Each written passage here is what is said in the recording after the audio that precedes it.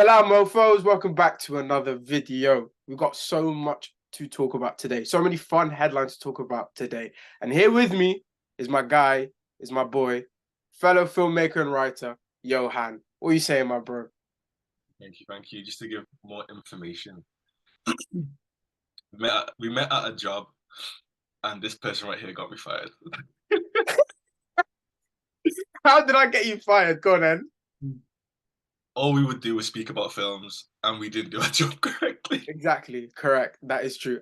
And here's the thing, it wasn't long after until I got fired as well. So karma was quick on that one, bro. But it was a blessing in disguise.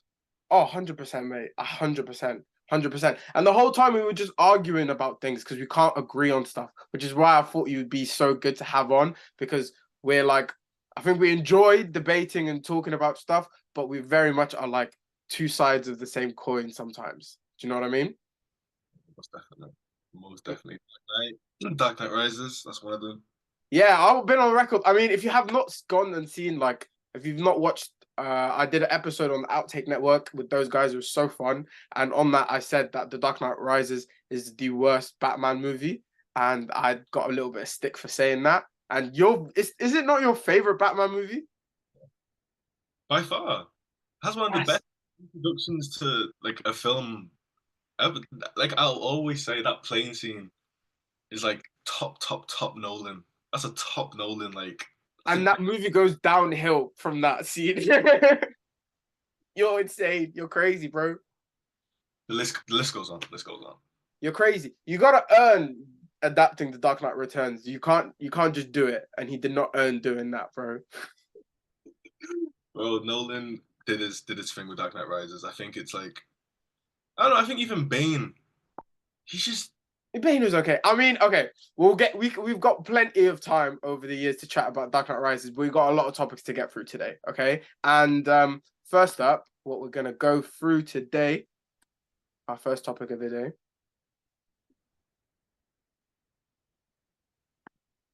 we're gonna talk The Rock. Salam. So coming at a deadline. Town says aloha to Hawaii set Goodfellas and The Departed style film.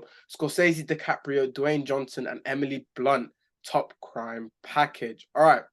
Exclusive. The hot package in town is a pitch for a Martin Scorsese directed untitled drama that would star Dwayne Johnson, Leonardo DiCaprio, and Emily Blunt.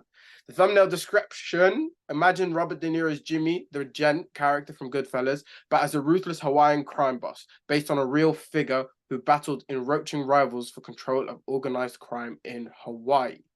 Okay. So, what do you think about this? Honestly, I'm excited. I'm excited. I'm very excited. I know I've seen like a lot of discos of people scared that The Rock is in like a a mighty type of film, but I feel like it's gonna be like a pain and gain. Was it pain or no gain type Yeah, of? Pain and Gain, the Michael Bay one. Yeah, I feel like it's gonna be like that type of Dwayne, where it's like it's still acting. You know what I mean? It's still like he's a And piss. I love that you brought up Pain and Gain, bro. That's such a good point because I think that's low-key his best performances in Pain and Gain. I'd agree. He's actually like he's not a gimmick. He's genuinely acting. He genuinely not aware of things, and it's. I think that's really good. I I'm think with you. When I first heard this, I was a bit like taken aback, but I love being taken aback by things sometimes. And when I hear like a sort of Scorsese doing, oh, we're gonna bring in The Rock and we're gonna try and sort of package him into a film of mine, and I'm gonna change your perception of him. That makes me like excited. That's something intriguing where I'm like, I've not pictured The Rock and Scorsese working together. So the fact that this is happening now is intriguing as hell because it's something I wouldn't have seen coming. And especially sort of after I think my perception of this might like alter coming after sort of Benny Safdie's The Smashing Machine with The Rock. Depending on how his performance is in that, because I know like The Rock doing the A24 movie is like the first of his like I feel like this is the first of his sort of like PR like change because there's been a shift in like the cultural feeling of like The Rock. Do you know what I mean? His cultural standing has sort of started to take a turn. There was a point where he was box office gold. He would make San Andreas basically $600 million movie. Like no one could do that except for The Rock. But his standing started to change a little bit. People started to get sick of him. So him making the shift of doing an A24 movie and then linking up with Marty, I think that's so intriguing. I think that's so intriguing. It's smart. It's smart. It's definitely the path that he needs to go on, especially if he wants to be taken more serious as an actor. I feel like he's a star. Yeah. Like an actor would be like he's a great actor. So maybe this is his little shift. I think even I don't get why people are scared though, because I may be wrong, but isn't this like kind of the same as Jonah Hill and Wolf of Wall Street? Like Scorsese. Yes, I see what you mean, but Jonah Hill's character in Wolf of Wall Street was very much like a comedic character. Do you know what I mean? He was still funny in that sense. It's not like it takes you out of the film. It's still like, you know what I mean? I feel like Scorsese is good at just making people work. He's a great director, clearly. Yeah. If someone's gonna pull a great performance out of Dwayne Johnson, it's gonna. If Michael Bay was able to get that out of him for Pain and Gain, imagine what Scorsese could do. Exactly, and I feel like because he's a legend, there's a lot more respect there. I feel like The Rock is gonna. I think it's gonna be great, and I can't wait to Same. see. What do you think about the premise about The Rock potentially playing someone similar to like a De Niro in Goodfellas or a Jack Nicholson in The Departed? Like him being a crime boss in Hawaii. I think I would. Okay, I would be shocked if the boss is like a actual serious De Niro, like Goodfellas, scary and trying to tell people this, Yeah. that. I feel it'll slide more on the comic relief type of thing. Close to maybe what Jack Nicholson was in The Departed. Because I don't know if you remember, bro, Jack Nicholson was hilarious in The Departed. He's hilarious in that movie. He's scary as shit, but he's so funny. So if The Rock is maybe, and The Rock is really good at sort of finding the humor in like while still being confrontational, like WWE promos cutting it all the time. So I still think a character like that might be able to lend itself to him being able to sort of like maybe find the humor in these like moments where like it's not that funny. And Scorsese is the master at doing that as well. Do you know what I mean? Like, and then obviously Tarantino took it and sort of tried to claim like it was his thing. But we're not gonna get into that. Anyways, but sort of comedy in those kind of situations, like when he dropped that guy on the beach and he was like, I've never seen someone fall like that before. Like little moments like that are funny as hell, and I feel like The Rock could really play into something like that. I think it's actually very exciting. I'm also excited that Scorsese's still making films. That's kind of Bro, crazy. I love it. He's still out here like he's still directing like he's in his 40s. Like he's still in like chasing. And the funny thing about it is like thematically and just narratively, you can tell they're being made by someone a bit older. Like The Irishman is definitely made by someone looking back on his life as opposed to like Goodfellas where it was like this is the prime sort of years of my life. But in terms of just like the veracity he goes from like project to project, he's not lost a step, bro. I think he's got better. Um, in some regards, yes, and in some regards, no. Okay, I hear that. I think it's crazy that he's entered a new prime. I think maybe that started with It's his second wind.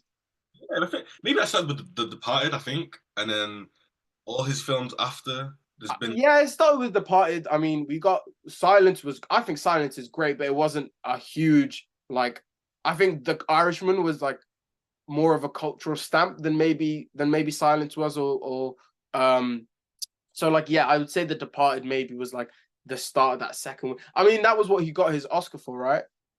Departed. I think, but that's interesting. I don't think there's any other director where I can confidently say they've had like a second coming and they've still managed to still make these great films and they're not gimmicky anymore. They're still on serious topics. We still have The Killers of the Flowers Moon. I know you can critique that anyway, but still, like as a I film, think the critique of like of like a lot of the critique of like recent Scorsese movies have been like to do with like tempo maybe and pacing.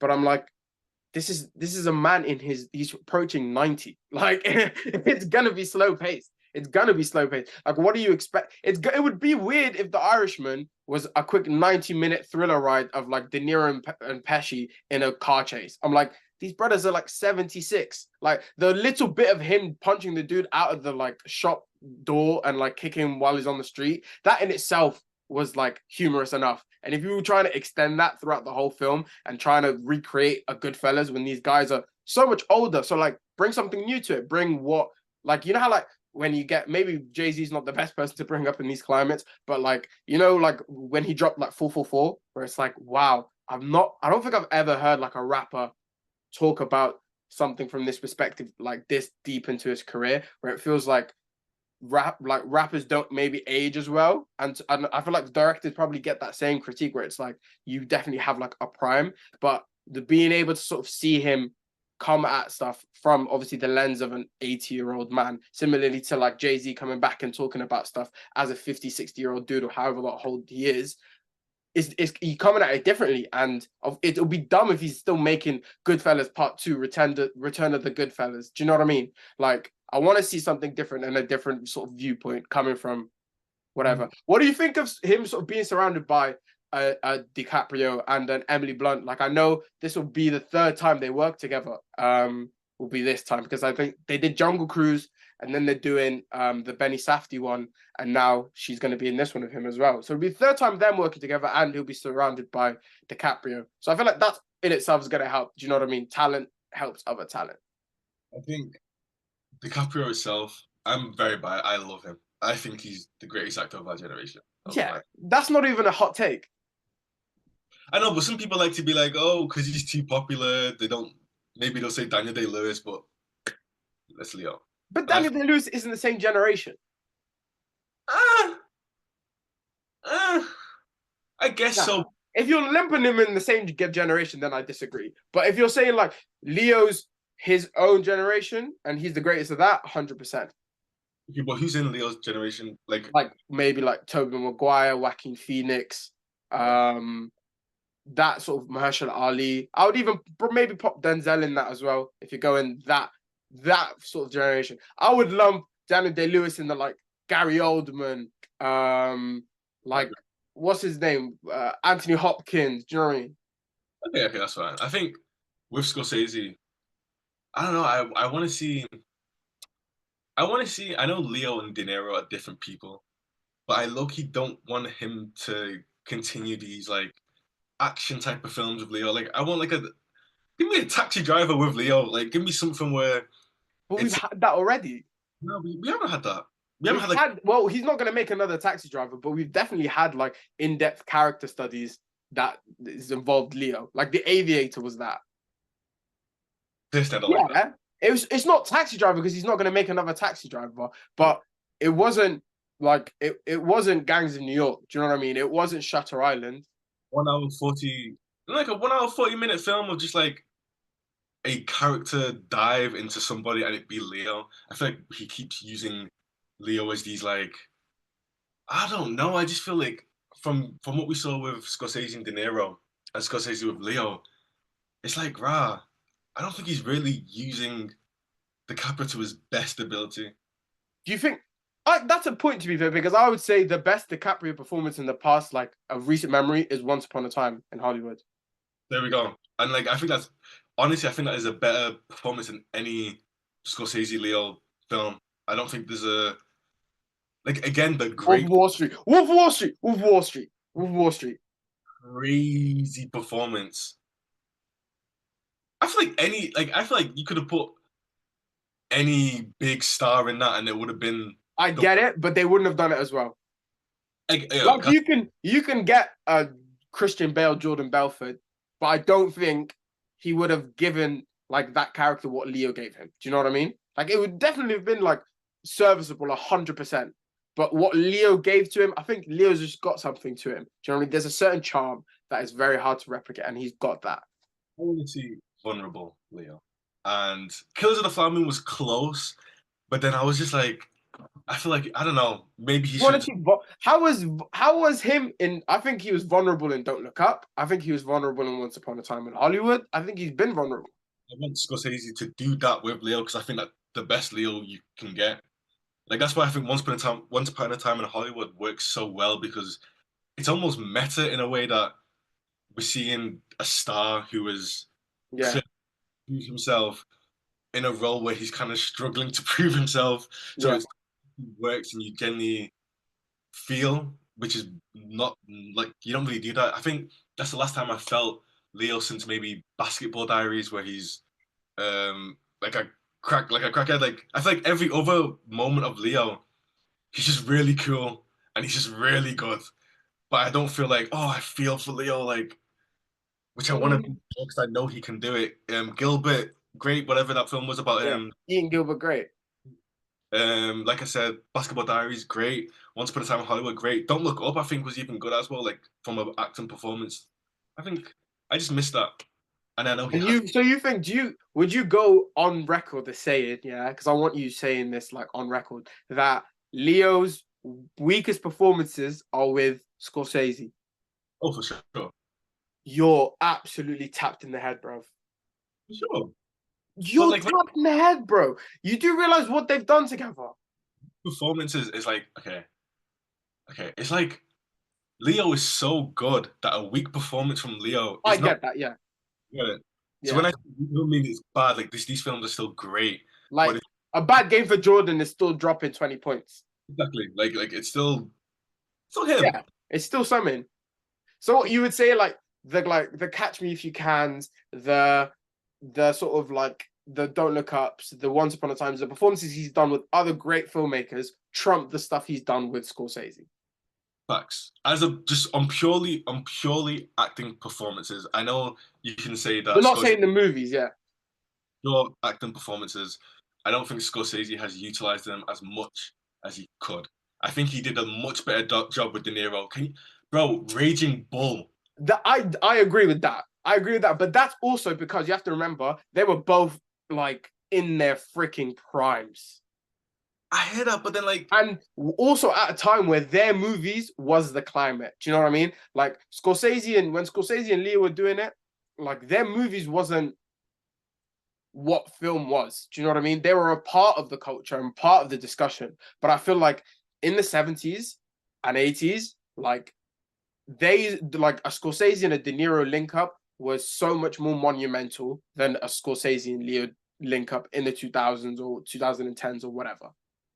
I hear it. I think yeah, I hear it.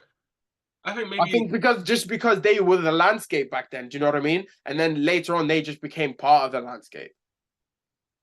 I think I don't know. I think Scorsese has said that he wanted to go on this another run with Leo, as if like he wanted to mimic his De Niro run with Leo and do craziness, blah blah blah. And that's why we've seen him work so much.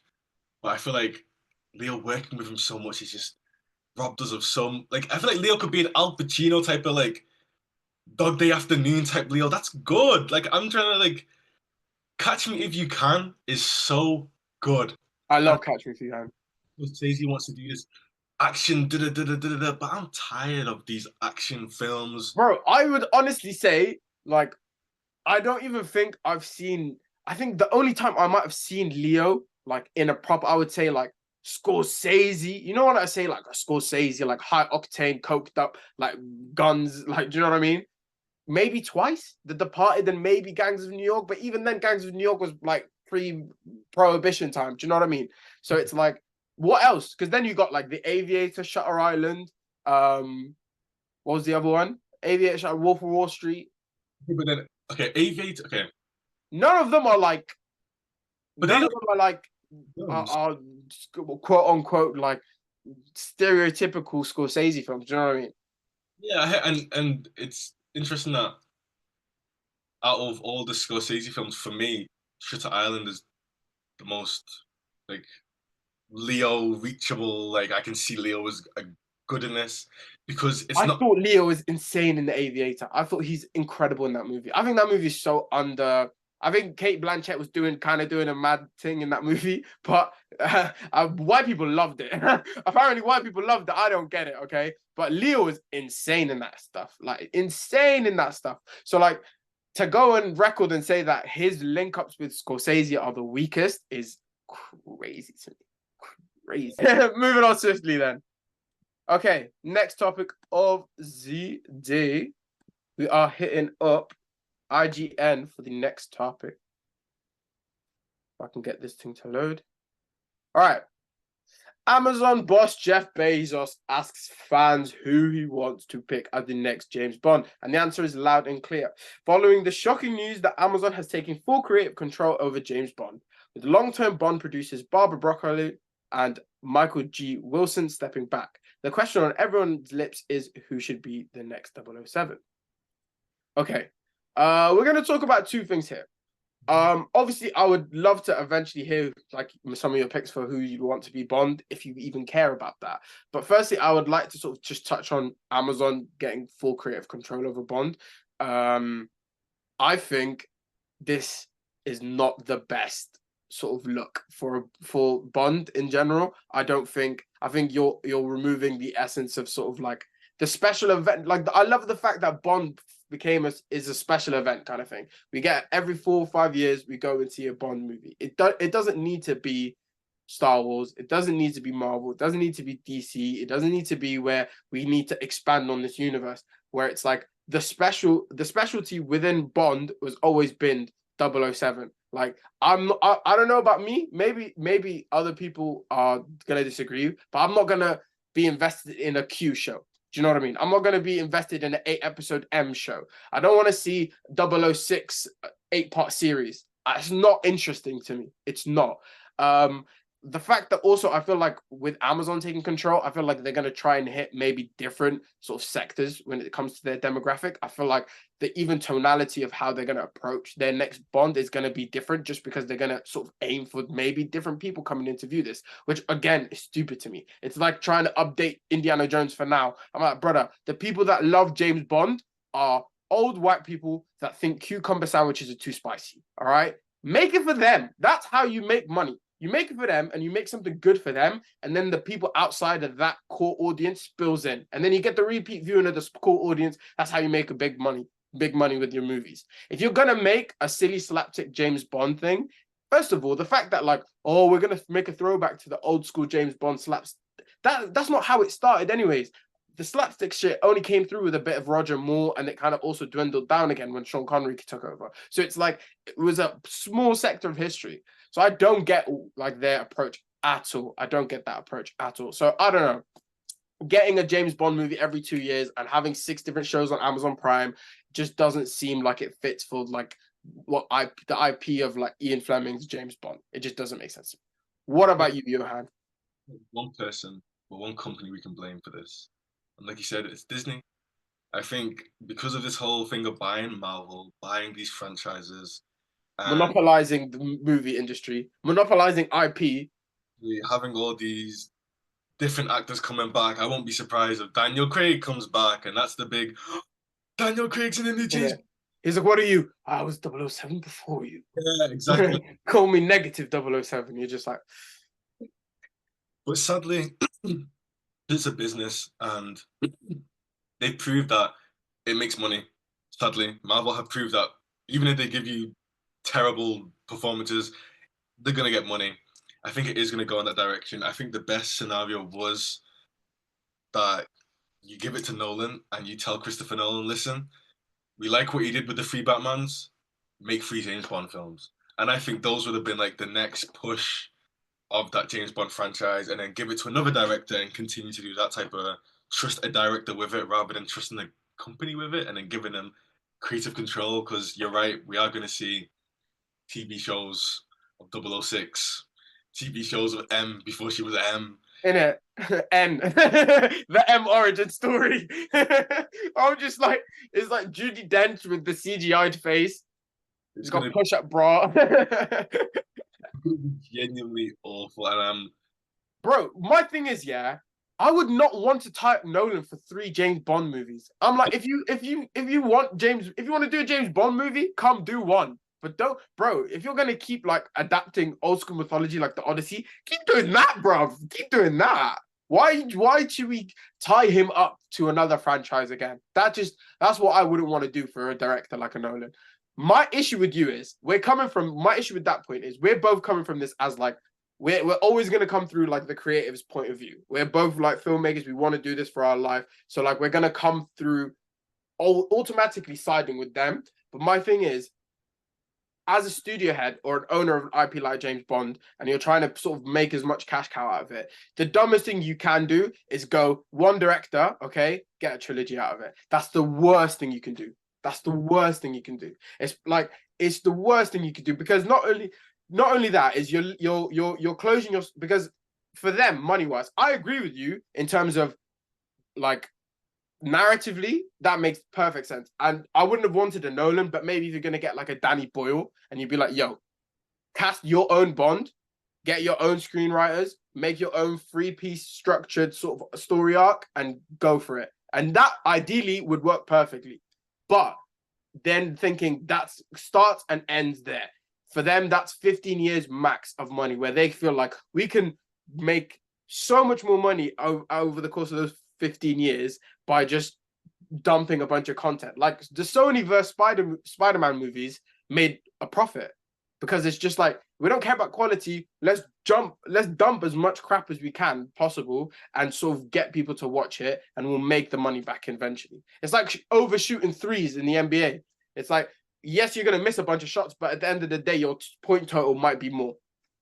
I don't get this because if the thing is about money, and we all know Christopher Nolan loves the James Bond franchise, and we all know that everything that Christopher Nolan touches, it makes money, you would give him it. Like, I think He you're would never do three though. He would only do one, I think. forgetting that they gave him trilogy of Batman, and he handled that perfectly.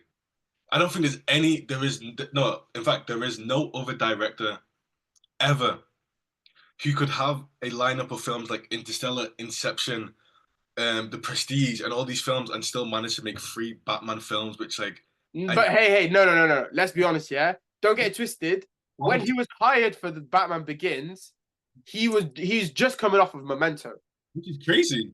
which is crazy. I'm with you, but he was not Nolan. He was just, oh, it's the British guy who did Memento who's doing the next Batman movie. Awesome.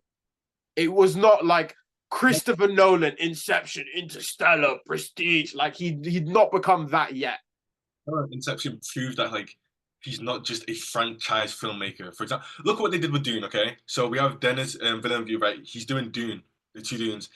You know, I'm a big fan of it, but I Yeah. understand he has. He's a serious director. Yeah. He has Blade, but he's a serious director, and they've trusted him with a franchise. And I think the same thing can be done with Nolan. He's a serious director. We've seen that it doesn't matter what he does. He can make a film about dreams, and he's got money. He can make a film about space. He will give you money. He loves James Bond so much. But do you genuinely think he would do three? Yes. You actually believe he would be like, you know what? I will take 10 years off my career to do three James Bond movies. He would. Honestly, Okay. I feel like that would be like, okay, right, he's already like a legend in terms of he's a legend. His place is cemented in the Hall of Fame. His jersey's already up. Now imagine if he was to do the James Bonds, he would be point blank player, the greatest British director ever. He would be like, if it isn't already cemented now, he would be that. Like that would be like he's already. I think he'll do one eventually. I just don't think he'll do a trilogy. I don't think he'll do one. If it's I now, think he'll do one. I don't think he'll do it. I think at some point he'll do it. But okay, say let's play this hypothetical where right now Christopher Nolan's like, yo, after the Odyssey, I want to make three James Bond movies. He like whipped out his email, was like Jeff Bezos at hotmail.com. I want to make three James Bond movies, yeah. Jeff Bezos is thinking, he's the biggest venture capitalist in the world. He's thinking, I can push and squeeze so much more money out of this thing if I, first of all, don't pay Christopher Nolan's wages for 10 years. That's one thing. If I make five James Bond movies in the next 10 years, five different directors, maybe three different directors. If what we make four different Amazon shows, I'd make so much more money than just three amazing Christopher Nolan James Bond movies. Even though they would have a more cultural impact, it'd be better, all of that stuff. But if that's the sickening part about this deal, is it's just going to be treated like another Amazon product. Gonna ruin it, and it's sad they are gonna ruin James Bond. Like, you want your whey protein today? It'll come today. Like we announced James Bond 005 series. We're gonna pump this thing out quicker than the Acolyte, and it's gonna come out next week. That's what's gonna happen. I'm telling you now. I know. I feel like as much as yes to James Bond, I think I also just want Nolan to do another trilogy. I want him to take over another franchise. I just trust him. I wanted to do a sci-fi movie, so like I want like a like not Interstellar. Yes, is a sci-fi movie, but I want like give me a Star Trek movie. Give me like a Christopher Nolan and Star Wars. That would be dope. That would be dope. Actually, nah, I'd like Think of that thing. Low key, Star Wars by Nolan might go crazy. no, would go so freaking hard. Would go so hard. Would go so hard. You know what would go? What was about to happen? That I honestly, I just the fact that we'll never get this as well. It depresses me. But we were so close to potentially getting a Quentin Tarantino Star Trek movie, Oh yeah, I heard about that. bro. But but Tarantino has never proved himself to do anything sci-fi. So I'm not too gassed. Like I'm not too like I get that, but then no, Christopher, like, he's one of those people where it's like I don't need to see you do something to prove that I know you can at least probably do it. you know I'm a Tarantino lover. Okay, Yeah. okay.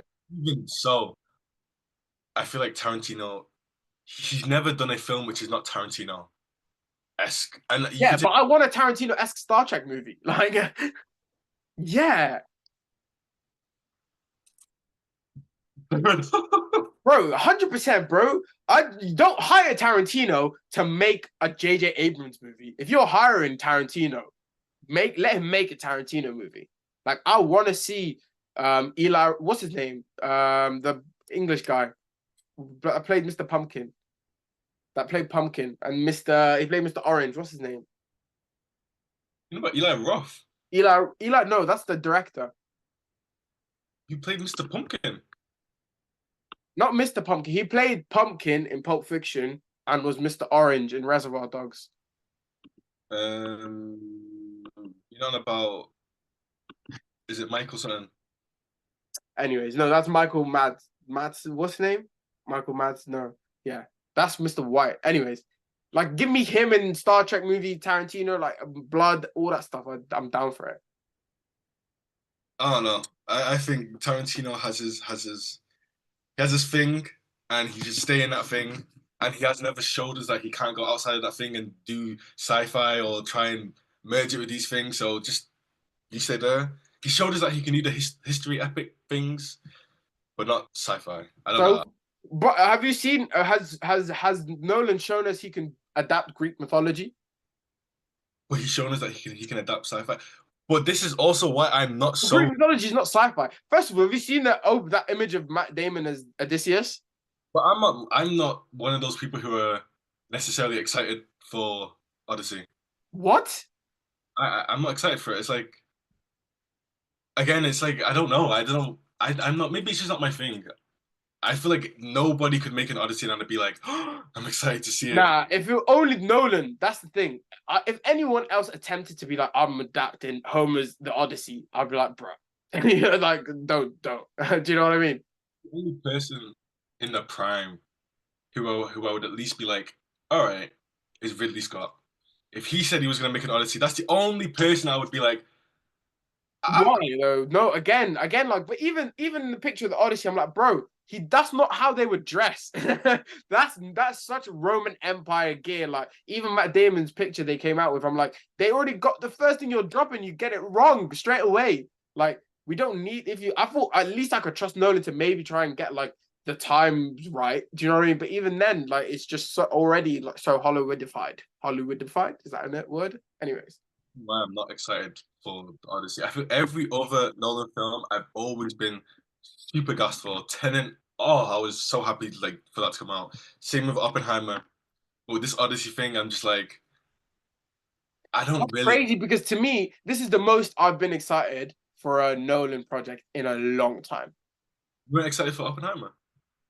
Like, I was gonna watch it. I'm not gonna say like, oh, I can't wait to see Robert Oppenheimer's biopic. But like, if you just like the Nolan bit was what was like, oh, okay, sweet. Like, that's what's like pushing me into it. It was an amazing movie, but like on the surface, if you were like, what, like, if you what do you want Nolan to adapt next? I'm not gonna be like, oh, Robert Oppenheimer's autobiography. It's something I didn't know I needed, but him adapting something as like monumental as the Odyssey is really intriguing to me, especially like the scope of that movie, like the scale of it is going to be insane. But and the cast, they keep like his casting is amazing. So like him adding like a John Bernthal, a John Leguizamo, Lupita Nyong'o, Zendaya, all of this stuff is like just making it even more sort of. It's Thank God Tom Holland's not playing Odysseus, but yeah. to me, the casting is coming off so gimmicky. I can't lie. I feel like it's coming off so like Hollywood, Hollywood, Hollywood, Hollywood, Hollywood, and it's just a bit like, come on, like I get he needs his big names, but it almost feels excessive. But I did want to ask, where is like what does Nolan have to do to be number one? Because I feel like in the film like community, the world that we live in, Nolan isn't number one, but we can all appreciate he makes Amazing film. amazing films. But he's never. What can he do? Like, is it like a generational thing that when we're older, we'll see Nolan as the best ever? Like, what I do you think think? that's part of it. I think that's part of it. But I also think so. Who would you put him up against? Like we like when people say the best ever, it's usually either like Spielberg, Scorsese, Kubrick, maybe a Coppola. Do you know what I mean? That's like Mhm. Okay, yeah. So, okay, from American filmmakers, yeah, we'll see. American. Yeah, I'm talking. I'm like Hollywood right now. Like, I think I mean, obviously you could pop in like a Sergio Leone in there, and like, who's the Italian dude that did 8.5? What's his name? Fellini. Fellini.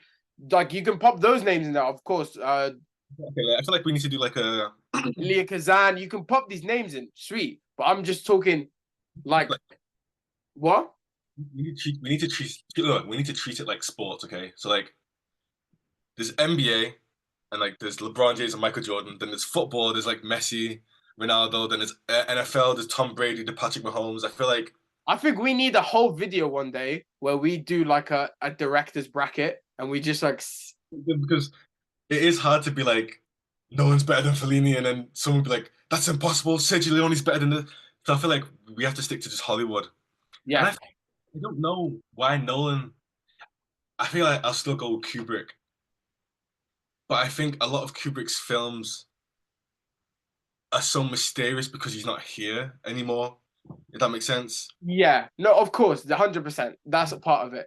I mean, Hitchcock, people also put a Hitchcock in there. It's also part of like, what do you do for the times you're in? What impact have you had on film? What is your contribution been? Do you know what I mean? Hitchcock was such an innovator in so many ways. Do you know what I mean? Whether it's his use of Foley, whatever it might be, his use of tension, suspense, like he was such an innovator in that regard.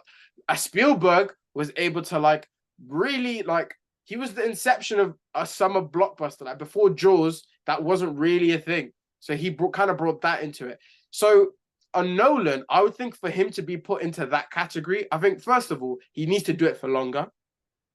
Think?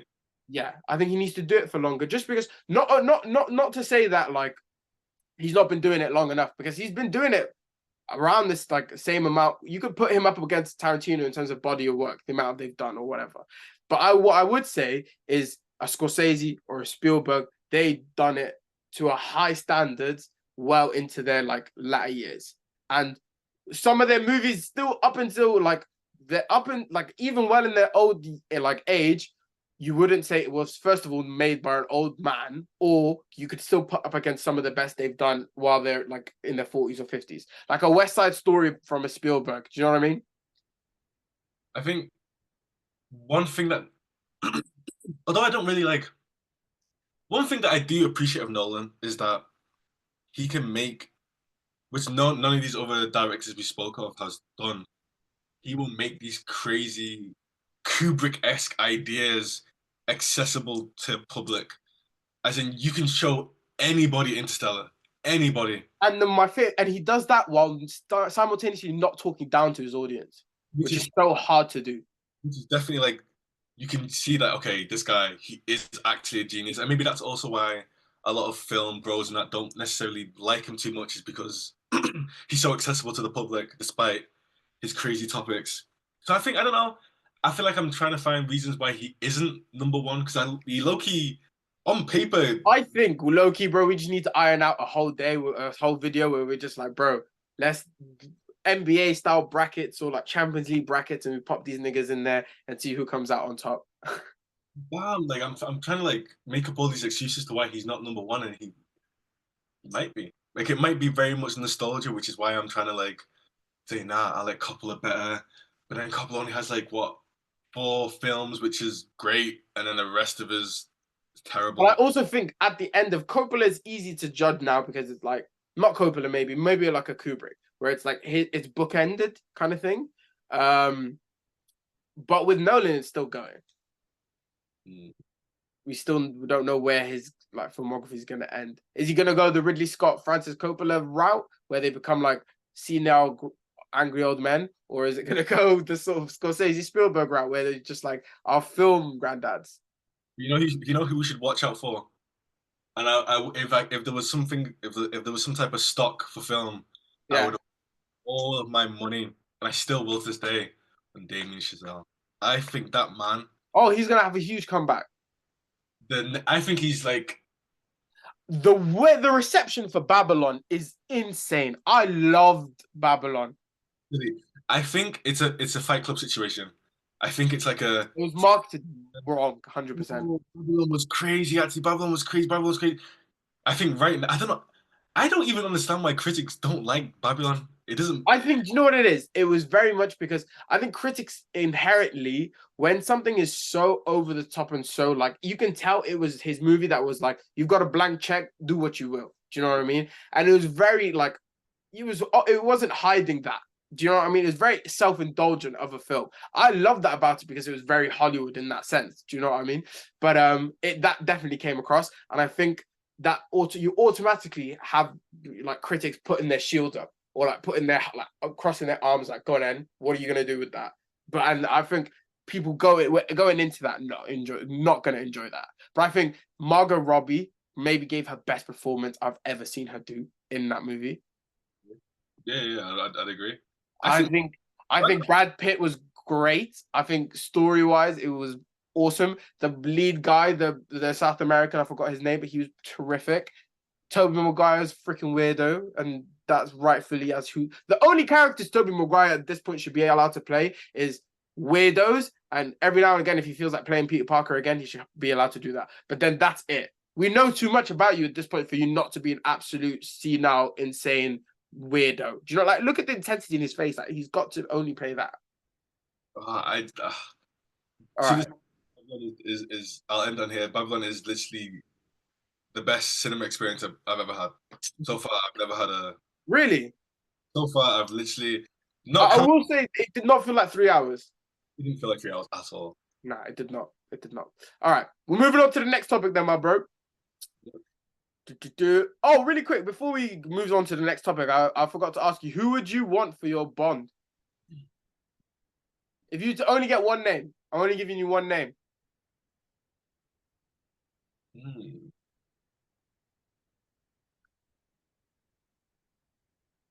You know what? I feel like Tom Hardy could low key like. Yeah, Tom Hardy would bring it. He Tom would bring it. Hardy's got it. He would bring it 100%. But you're definitely like playing a very specific Bond. If you're getting a Hardy, you're getting he's a brooding badass Bond as opposed to like the suave like Henry Cavill Bond. But then Henry Cavill, it feels like I can't see him in. all I see. Nah, he's the most person he's not my pick, but he's the easiest. Like he's the easiest like square peg, square hole. Do you know what I mean? He's just like a. A risk. It's like a yeah. Henry Cavill can do it. We'll just give it to him. Whereas Tom I Hardy, I I love this Aaron Taylor Johnson shout. huh? The Aaron Taylor Johnson shout. Really?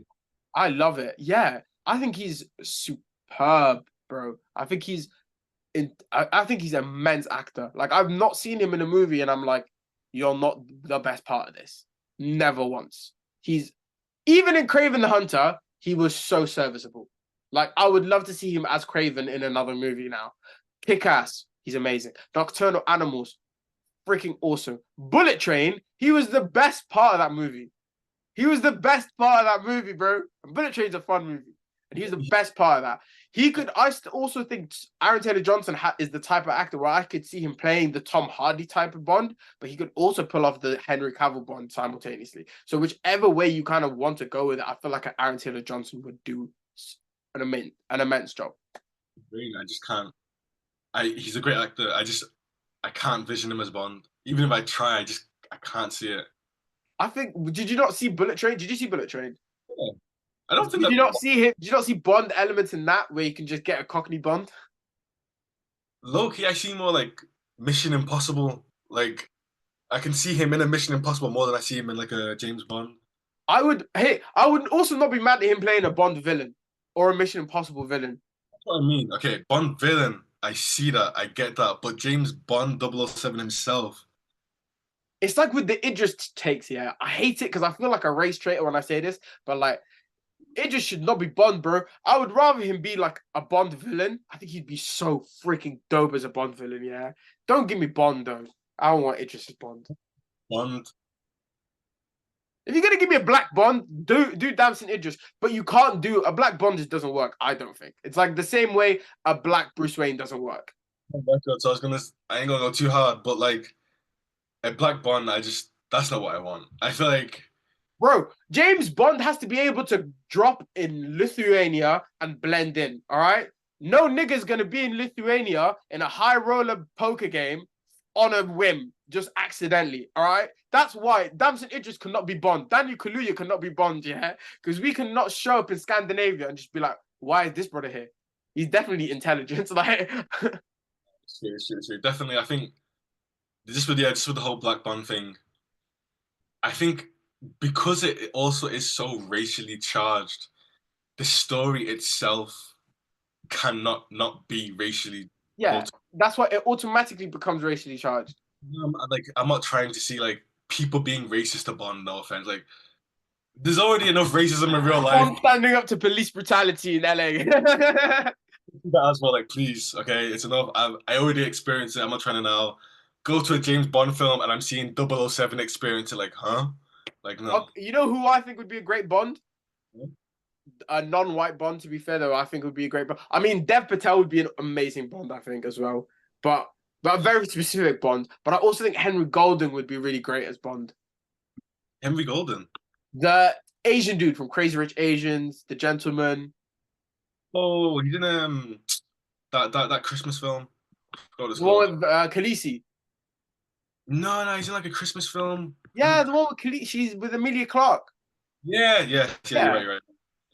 I think no, yeah, that's a Bond. That's a solid Bond. I think That's he'd be a solid Bond. I could roll with that. I think he'd be a solid Bond. All right, moving on to the next topic. Yo. Yo.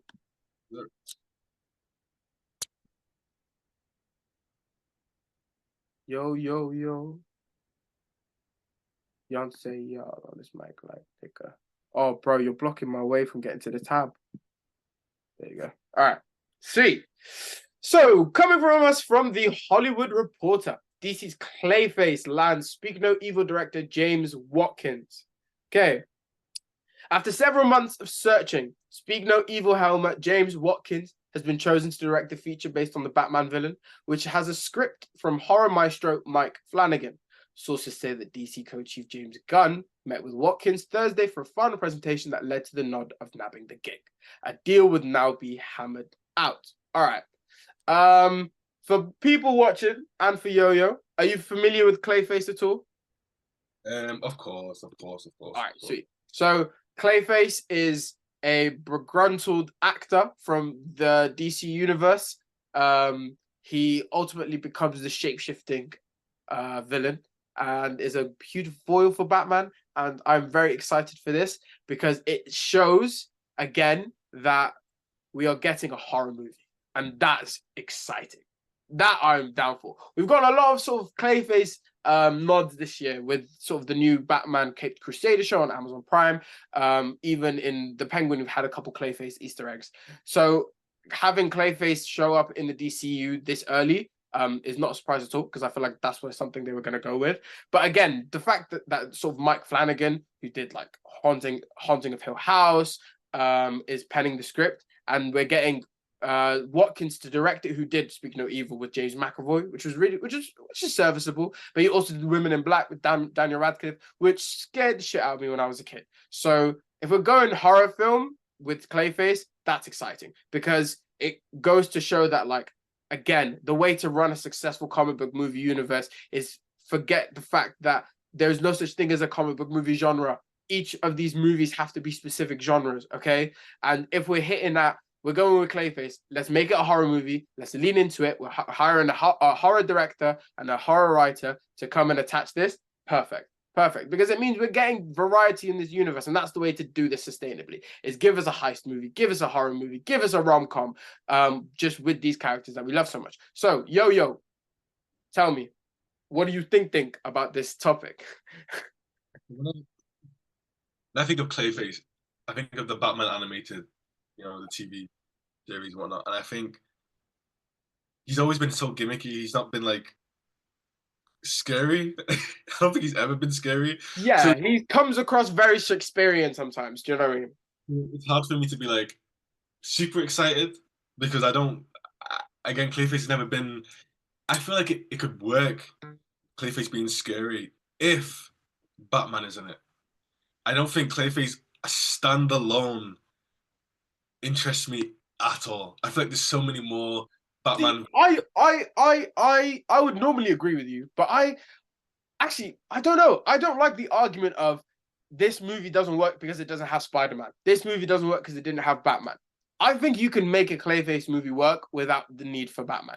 Because on the premise alone, if you didn't know he was a Batman villain, if you just were like, yo, we're making a horror movie based on this actor who's had a crappy run of it, he's down on his luck, okay? He gets attached to this, he gets exposed to this radioactive substance that turns him into a mutagen, and he's able to shapeshift, and he goes on a crime havoc spree to sort of like deal with that repressed rejection all these years.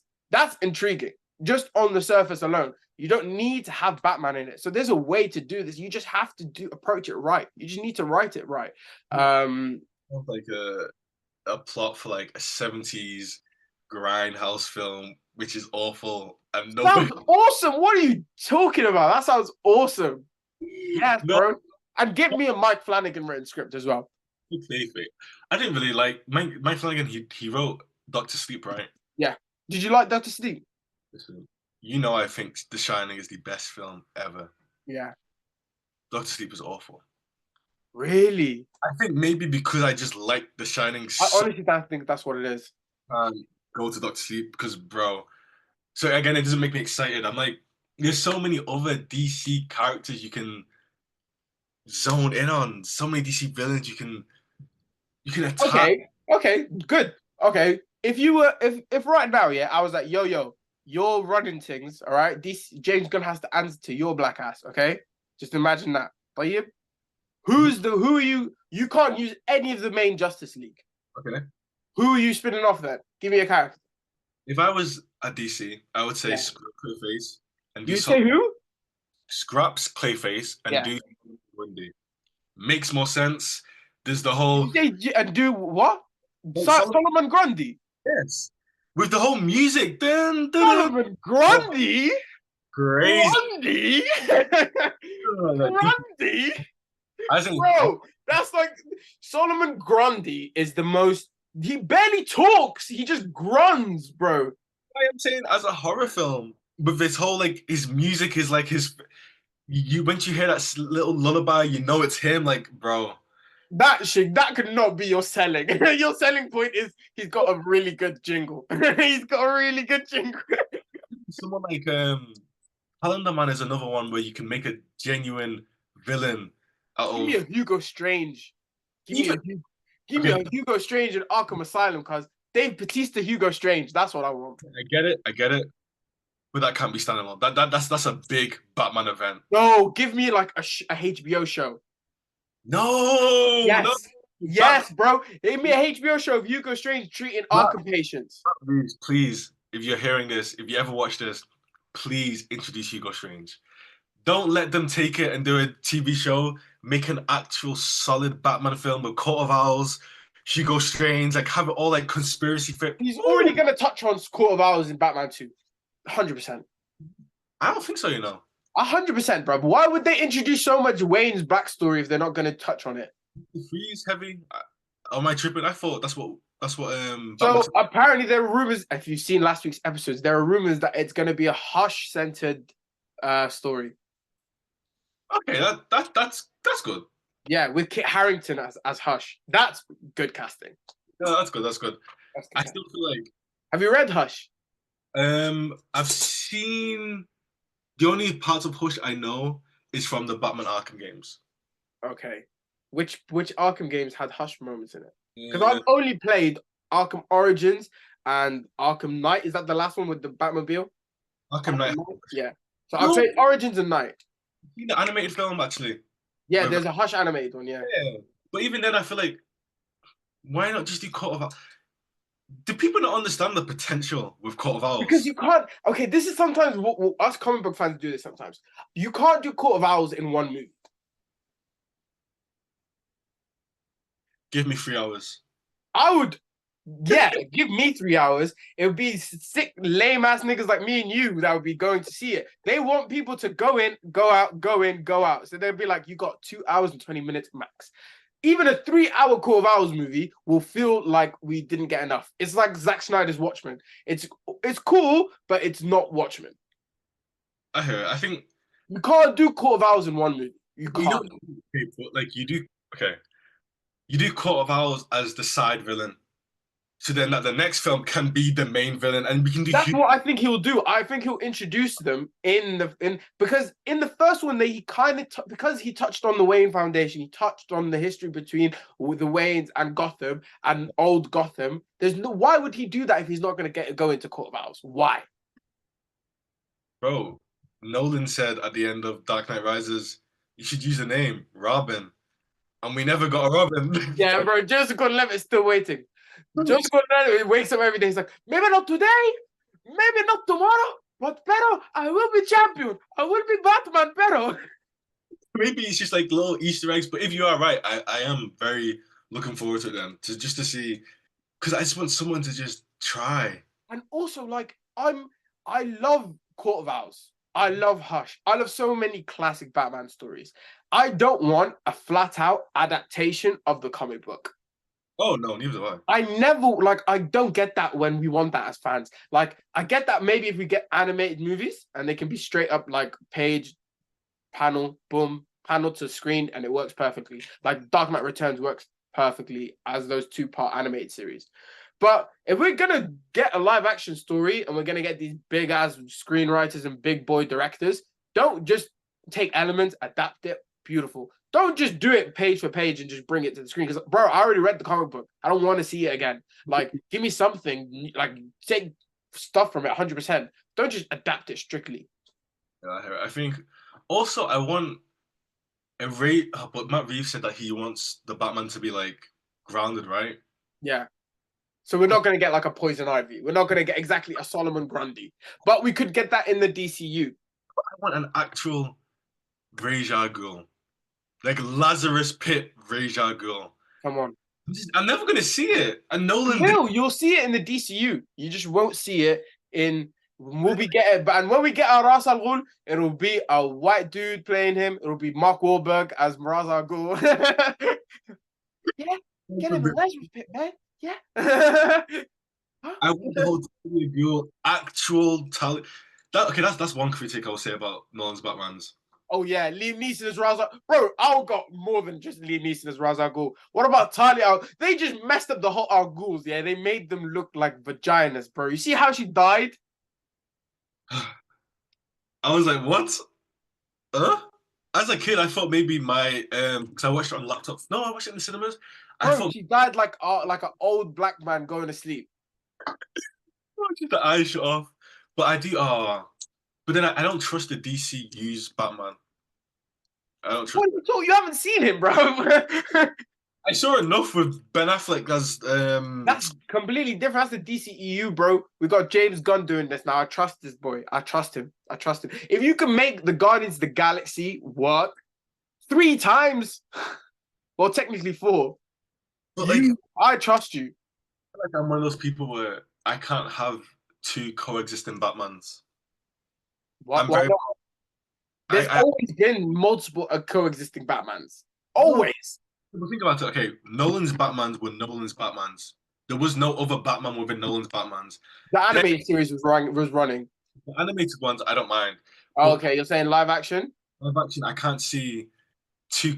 It's the same with Joker. I can't see Joker one, and then also see like Suicide Squad's Joker. But the DC like inherently has established the fact that it does this. Like even in the comic books, there's multiple Batmans, there's multiple Flashes. In the comic books, I like it because there's not so much on the line for a movie. There is so much on the line for it to be genuinely good. You can make multiple comic books of the same story and it gets And better. but I agree with you. That's why you should take extra care of if you're going to. You can have your sacred timeline, for example, of this is the DCU's Batman, this is the DCU's Joker, this is the DCU's Flash, whatever. But now we have the ability to make Elseworld stories. Should mean we should always go for it. So that's why I think it's cool because now you're forced now to only make Elseworld stories that are worth it. Do you know what I mean? Because you don't, if you do your sacred timeline, your main timeline correctly, you don't want to, you're going to be sort of less inclined to do anything to maybe tarnish that, which is why now like the only great movies that we're going to get from Elseworlds are only movies from Elseworlds are going to be great because they're going to be so afraid of touching characters that are going to affect their main timeline. That's why I love it because I want to be able to get Matt Reeves' Batman universe and a Batman that interacts with the Justice League. Why can't we get the best of both worlds, bro? Why are you trying to limit our happiness in life? You know what? I hear what you're saying. We should be able to get both, bro. We should, man. We should. And audiences aren't stupid anymore. They understand, bro. They understand. If you just in front of your title sequences, if you just add DC Elseworld story and then it's like DCU cinematic universe, whatever, beautiful. People will know the difference. I think it's literally just because I've always been DC over Marvel, Yeah, and I'm with you in terms of I've seen how mythology. Yeah, Marvel have done it, where they've had the Iron Man 1, Iron Man 2, Iron Man 3, and still included them into the Avengers. And I just feel like I need to let that dream go for DC. But I just want like a Batman who we've had solid solo films, then go into the Justice League and it works so never perfect. gonna happen. Never gonna happen. It's not gonna happen, but it's like I'm clinging on to hope that's not even there. And I Never just gonna happen. oh, I honestly think the DCEU originally, before they shuffled everything up, had the right idea. I think the way to do this is do the opposite of what Marvel did. Because you know how Marvel led up with like Iron Man 1, yeah, Captain America, Iron Man 2, Thor, and then Avengers. yeah. I think you do the opposite. I think if you're gonna touch these guys, like I think it makes sense to start off with your Superman. I think that makes sense. But I think if you're gonna sort of do an Iron Man, not Iron Man, sorry, a Wonder Woman, a Batman, a Flash, a Green Lantern, I feel like introducing the Justice League and then doing solo movies afterwards would have been their best bet. 100%. And that's what the DCU wanted to do originally. They messed it up. I think now, I don't think they're doing either. I kind of think they're going in a sense of like, we're going to make stories that work for the overall story, the overarching story, like the Infinity Saga, and we're going to slowly realize like where we're going afterwards. Do you know what I mean? I don't think it's gonna be as a clear pathway as like phase one of Marvel was, for example. What are we saying? Doomsday is that is that is that the Thanos? Like, what is the big lead up for DC? For DC. Yeah, like, what's the big event? So we don't know what they're gonna do as they're like because you know obviously so like yeah, Marvel's was like the Infinity Saga, like we're gonna do Thanos. So I don't know. I think with DC right now, it depends where they're gonna go. Maybe we'll get an inkling like after the first Superman, see maybe where they're gonna go with it. Like the obvious choice would to be like do Brainiac. In my head, that's what I would do because Brainiac is the obvious Superman villain. It's you can connect it to Lex. I think it would be important to make David Cornswet Superman the most integral clog in this universe.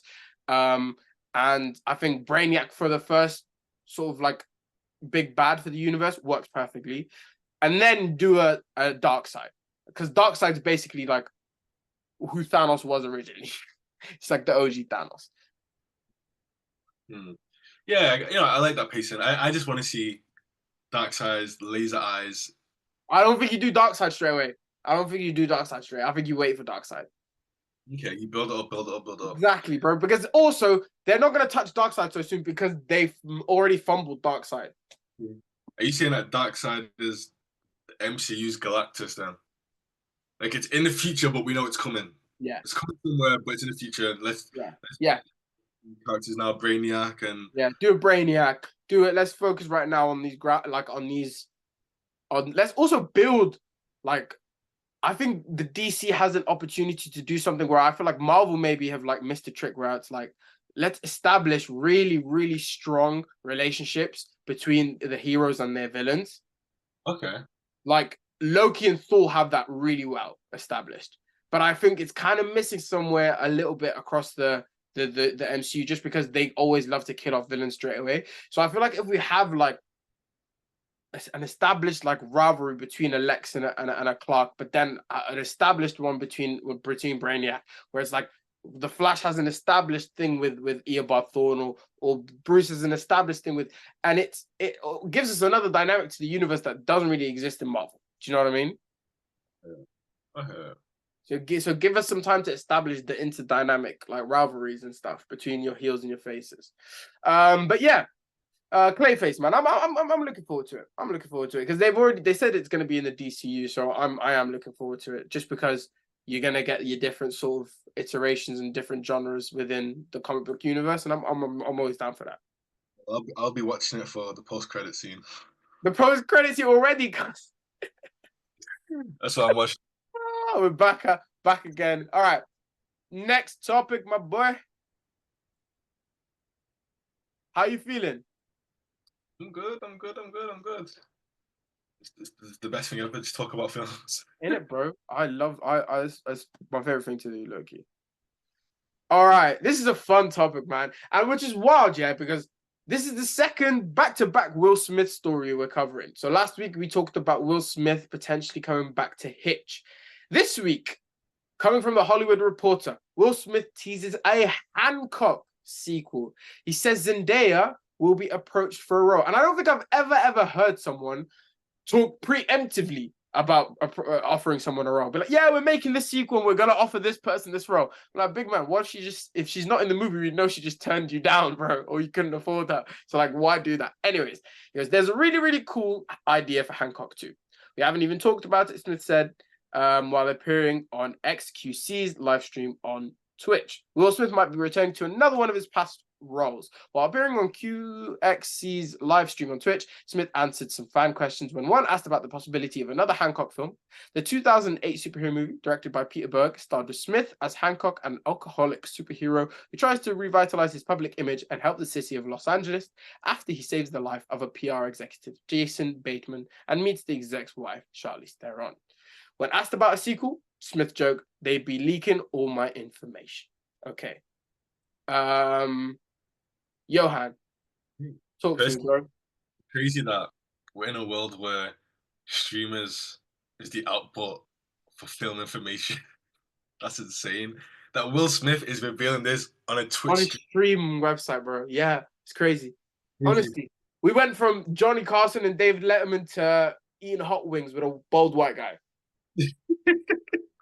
I don't know. I'm here for it though. Shit changes, shit evolves. Yeah, so he's on a stream, which I always get a weird like feeling with like 30, 40-year-old men like streaming with like I don't know. Unless it's like Kevin Hart, I just feels weird when like someone's with Kai Cenat in that room and I'm just like, bruh, you feel a bit too old to be doing this, no? You should maybe shouldn't be doing this. Like when Drake's streaming those little white boys and he's smoking a hookah, talking about the L's he took. I know you're a big Drake guy, so like Please, please, whoa, don't. That's like labeling someone. That's not me.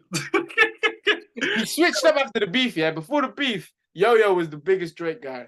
Impossible, impossible. In fact, I'm thankful that my friends and family know that I've been riding Kendrick Lamar since the beginning of Dawn. I was never a big Drake fan. I was never a big Drake fan. Now, bro, I'm proudly a day one Drake hater. Proudly. I like Drake with the melodies. Yeah, stick to the melody. Just stick to the melodies, bro. Hotline Bling. I love Phil No Ways.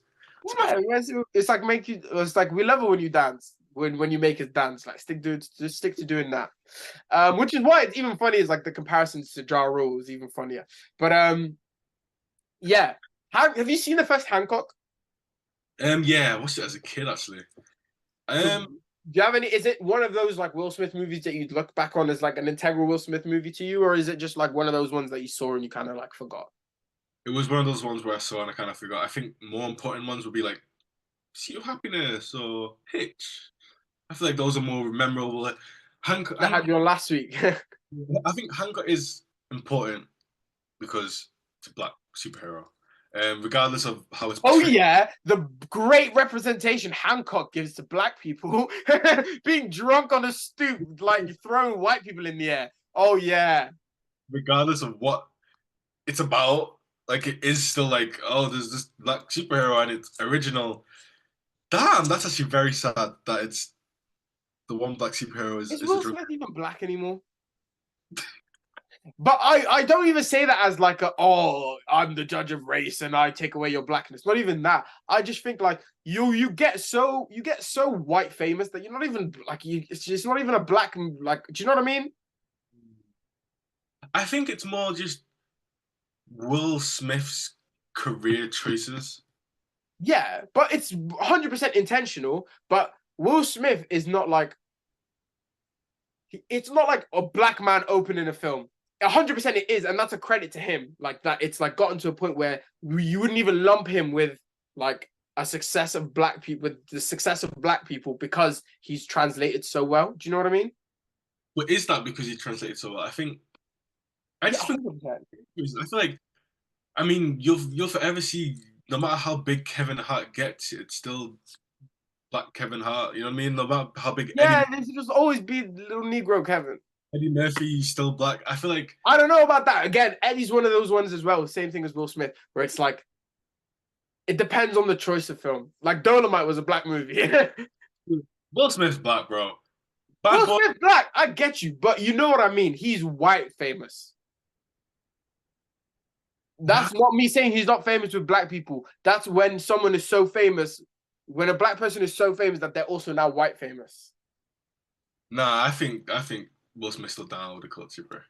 You I think? think he's done too much to not be down with the culture, bro. I feel like I don't say that he's not. I'm not saying that again. I'm not saying that he's not. I'm just saying he's so successful at this point that his his wins go past like his wins don't feel like okay, how can I say this? I don't know.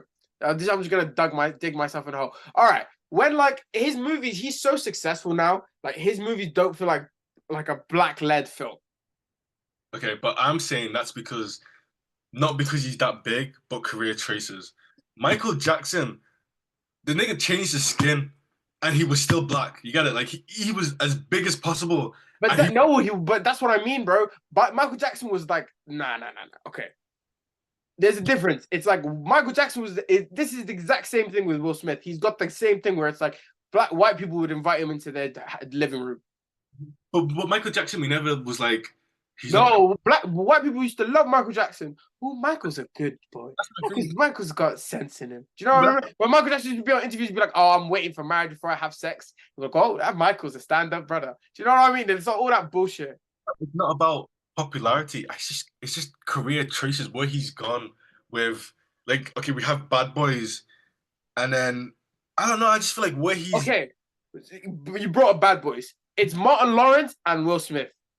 yeah. Yeah, obviously Will Smith is more popular, but Martin Lawrence is black famous. Will Smith is black famous, but then he also became super white famous, where his wins it's not a great way to gauge the black barometer in terms of success. Do you know what I mean? Like if a movie opens, because it used to be like, oh, black people can't open in China, but only Will Smith was able to open in China.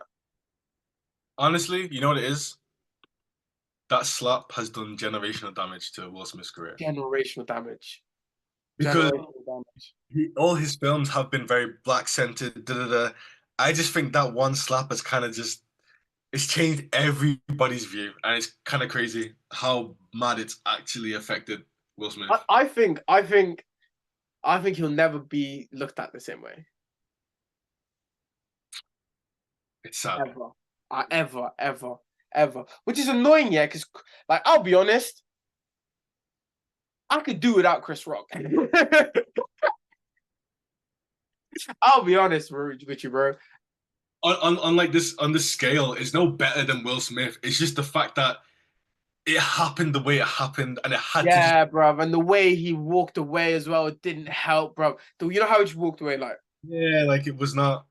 like he's Clint Eastwood, like, bro. It's just not the way to fall. And especially coming from someone who's, you know me, bro. Comedy is my thing. I love stand up. So me saying like, bro, I don't mind the fact he slapped Chris Rock is like the fact is me saying how much I love Will Smith, but I'm not saying that to sort of prop him down. I'm only saying that like he's so famous at this point or before the slap that you can't really compare him to like if Kevin Hart opened a film. Do you know what I mean? But anyways, let's more sort of specifically on Hancock specifically.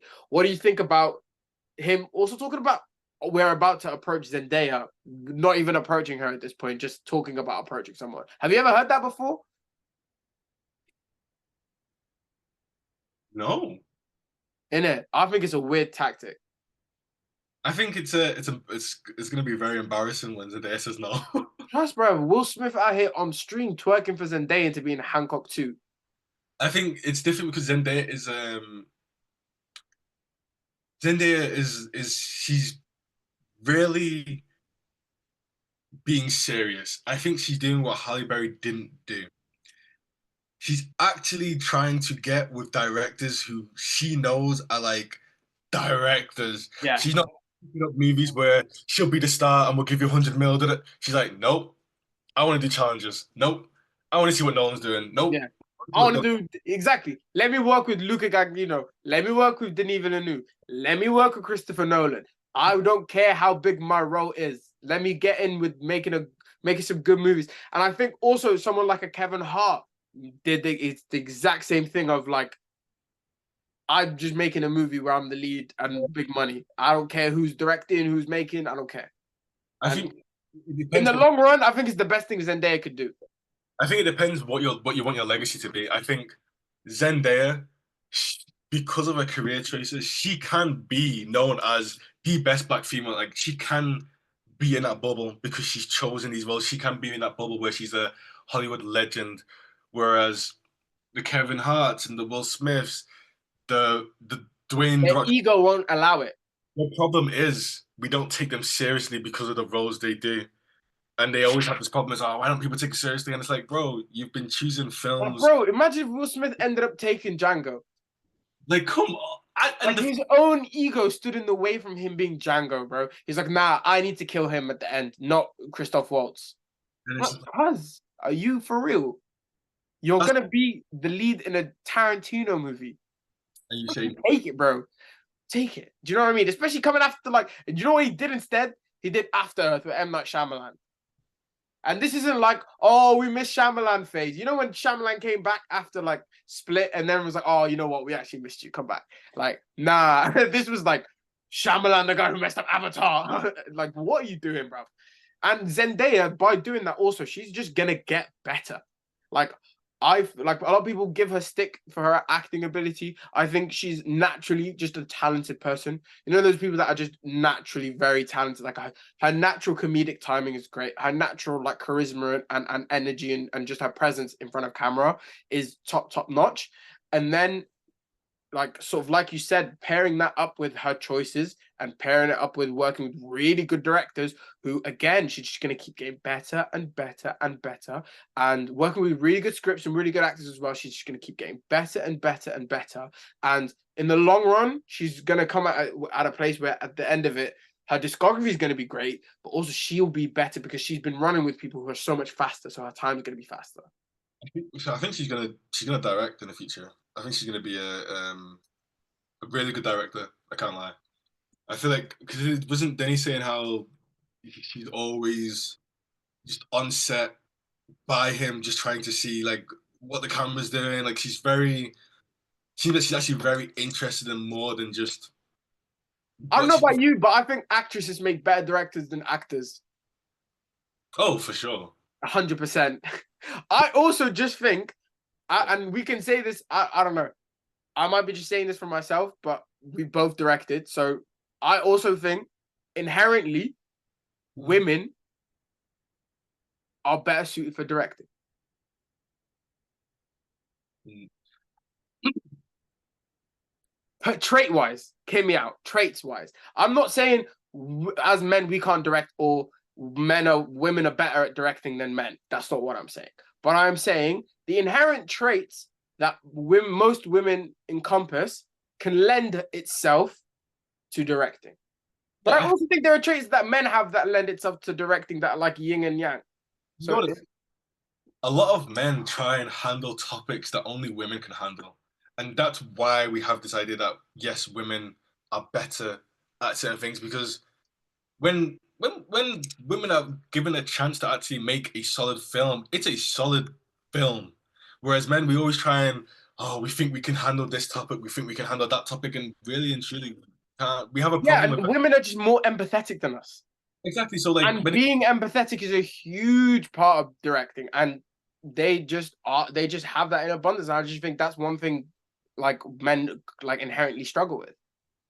I think, They're inherently more organized than us. The but then I think there's also differences. I feel like a man can never make difference is that a guy is more likely to maybe handle some of the stress a bit better, some of a the confrontation a bit better. man can never make virgin suicides or lost in translation. Yeah, I agree. Then on this flip side, I don't think a woman can make Taxi Driver.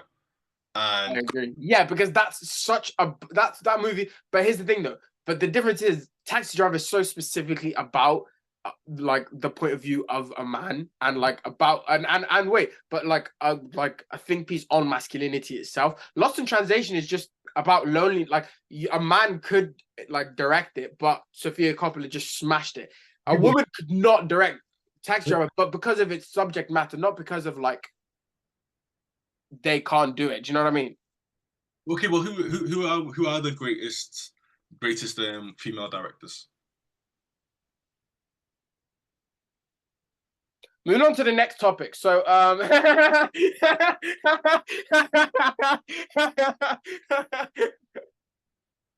now you got Sofia Coppola, you got Ava DuVernay, who's low key. I don't know about you, but I thought Ava DuVernay would be a much bigger name than she has become, or her presence in Hollywood would have been felt a lot more than what it currently feels. Do you know what I mean? I think when it comes to female directors, I will say that they can make more poetic films. I think films like Portrait with a Lady on Fire, it's just it's so poetic. I don't know how to explain it. I feel like it keeps going to this point of a lot of male directors just think that they can make certain films that they really can't make. They think that they can make a bond between women and they can't do it. I feel like maybe the only time the only time it's been possible was maybe Dogville. Um, I thought maybe that's like the only. I don't know. It's the only film I can really think of where somehow a man has been able to portray a woman in a way a woman actually deals with in a world. Other than that, it cringes me out when I But see then like. also, it just also could also go down to men of rare. It's gonna be it's a rarity that a male director is like directing a female led project. Do you know what I mean? Not in terms of a rarity, but it's like for their discography, they're not gonna. It's not like Spielberg did it once. Do you know what I mean? I think. Has Scorsese even done it? So it's more. It's just also just gonna be. It's more likely that when a female directs a movie, it's gonna be female driven. I don't think it's even about directing. I think it comes to the writing. Yo, 100% is down to the writing. I think But at the end of the day, it's on the director to adapt that piece of writing to the best of their ability. A Saoirse Ronan can direct the Little Women better than a Noah Backham or whatever her man's called. Their connection to the material is going to be different. So what they portray is going to be different. What they prioritize is going to be different. What they want to convey to the audience is going to be different because of the fact that they are different. Do you know what I mean? And I'm not a big Greta Gerwig guy. I'll be honest. She gives me white feminism directing. I think Ah, for real though, bro. For real. She's such the definition. She just gives me. She's not as bad as Taylor Swift, but she gives me Taylor Swift. She's the Taylor Swift of directors. I'll agree with that. Yeah, She's the Taylor Swift of directors. I think A Lady Bird. I remember everyone was going crazy about that movie. Yeah, when I saw that movie, I was like, "What? it's good. It's good. It's good. Don't get me wrong. It's good, but it's just like." But I don't think it's made for men. I don't think it's made. No, it's not made for me. That's 100%. It wasn't made for me. It wasn't made for me. But it just felt. It gave off such like white feminism. Do you know what I mean? I would say that I think a better argument, sadly, because there's not many female directors. A better argument would be actors versus actresses. I think that's a better. Oh yeah, but that's what I stemmed it from. Is that like because you said Zendaya, you see her becoming a filmmaker. I was like, actresses would make better filmmakers than actors. But then I want to say that I do feel like actresses are better than actors. At the acting. Yeah, by far. 100%. I mean, just because there are more of them doing that as well. I don't think it's more than doing. I think I've just seen more compelling performances by women than I've seen by men. Even the actors we work with. Think of Killers of the Flower Moon. She's so good. That is insane. She's so good in that movie. She, like, I think when she lost her baby or something, and like, brother, I thought that was real. Right. When she was sick, I was just like, the fact that was I hate it because it took her away from the movie a little bit, but she's just so good. How did she didn't even win, right? Or did she? Was it Poor Things that won? Oh yeah, that speak about white feminism. That dumb bitch. What's her name? Fucking Oh, I love her. And about is it Emily Stone? what's her name, bro? Come on, bro. What's her name? Jamie Lee Curtis. Oh, I hate that. Oh my god, I hate that woman so much. I hate that woman so much with a passion. With a passion. And it sucks, yeah, because I really liked her. She was in Trading Places. Her tits looked great in that movie. Okay. Did you not see Trading Places? Where she was naked in Trading Places? No. She looked good in that. But she's the problem is when she opens her mouth. That's usually when the problem occurs. So well, remember, like she went after October 6th, she posted a picture of Palestinian children and then was like, "Oh, free! I stand with the Jewish people." Blah blah blah blah blah. Humada. So I'm not a fan of Jamie Lee Curtis in the first place, and the fact she won for Everything Everywhere All at Once over Lily's performance is just sickening. No, it was Michelle Yeoh. No, it wasn't. She won it over her. Yeah, she won it over her. Won it over Lily Gladstone, right? Was that the year before? No, yeah. Emma Stone won it over Lily Gladstone. I'm sure. But wait, was Lily Gladstone nominated for leading or supporting? Yeah, I'm mixing up my years. And Jamie Lee Curtis was the year before. I just wanted to get my 2 cents off. But who did she? Was Lily Gladstone supporting or lead actress? I'm pretty sure she was lead female actress, right? Because she is the center of. No, she definitely should have been nominated for lead, but you know how they do that sometimes, where like to give them more of a chance or whatever, they put them in the supporting. Exactly, it was up against Poor Things, and then Emma Stone won it, which I'm also not against, but it's just that I think Emma Stone was great, but I think Lily was a better performance. Lily Gladstone was a way better performance. I don't know. There's something about like when a female actress is just in her bag, and they just give off a performance which is crazy, and I don't like. Yeah, I just give a performance which is crazy, and I'm just happy that I got to watch that. To be honest, that was crazy to see. Yeah, I'm just glad. I'm glad we live in the same era as Viola Davis. We'll get to. Fair enough. I'd take that out there, bro. I love Viola. Hey, fair enough, man. You got amazing skin. What? Viola Davis? I was going to say what happened to the screen. Nah. Moving on to the next topic. All right. Your favorite. Dune 3 starts filming this summer. Denis Villeneuve has said he wants to end the trilogy. A report has emerged that a third Dune film will begin filming this year, Dune Messiah, with pre-production aiming for a late summer start. Denis Villeneuve adapted the first of Frank Herbert's science fiction novels, splitting the story into 2 films about the rise of Paul Atreides, who is thrust into a war for the deadly and inhospitable planet Arrakis. While the first part centered on his survival of a coup of his family, the second saw him become the spiritual leader of Arrakis desert tribes known as the Freemen. Released in 2021, Dune was a hit at the box office with critics winning 6 Oscars and making 407 million worldwide. Last year, its sequel Dune 2 was equally well received, making 714 million and being nominated in 5 categories at the Academy Award. Villeneuve has expressed interest in making a 3rd film based on the Dune Messiah novel, saying that the film would be serving as a conclusion to the trilogy. According to a report by Deadline, talent available is a key factor in the decision to film later in the summer, with stars Zendaya particularly busy filming Christopher Nolan's Oddysey, Spiderman 4, and a 3rd season of Euphoria. That woman is booked to the brim. She deserves, bro. You know, Zendaya is. If you are a friend of hers or a family member of hers, you are not seeing her that year. Literally, she is stacked. It's a stacked year for her to film. But anyways, I thought obviously bring this up the fact that they're getting ready to do Dune 3 is dope. I think that also means that Greg Fraser will be returning, which is dope. Denis Villeneuve returning, dope. Obviously we got Timothée Chalamet, everyone coming back, amazing. I thought Dune 2 was maybe my favorite experience in the cinema of the past 10 years.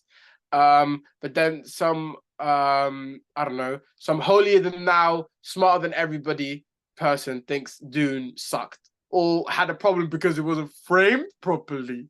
So let's hear what Yo-Yo has to say about Dune. It sounds like the most pretentious thing ever, and I'm so aware that it sounds like that. But Dune 2, I just can't get behind because everything is so close. Everything is the desert. I feel like and it's not like I feel it in a good way where I'm like the heat is unbearable. It's just like I want to see the beauty of the desert, and that's why I'll always say Dune, the first Dune, is better than Dune Part 2. Way better than Dune Part 2. Way is crazy. Way is crazy. Because Dennis, you know what he's so good at? I said Dennis like he's the menace. Denis. So good at world building. Yeah. World building. And Dune 1 is like it's just amazing. Like it's like, whoa, this is crazy. Dune 2 was more like, I don't know, I think maybe the story. Question. Do you inherently prefer opening movies to the trilogy? Because you said you love the world building in Dune 1. Maybe you just inherently like movies that are the first of a trilogy because it's like introducing you to the world, into like the landscape of things, and you like being in that sort of zone. Maybe that's the thing.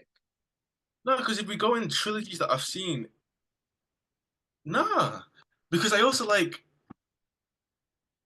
Oh yeah, you like Dark Knight Rises. I really love. Wait, say that again?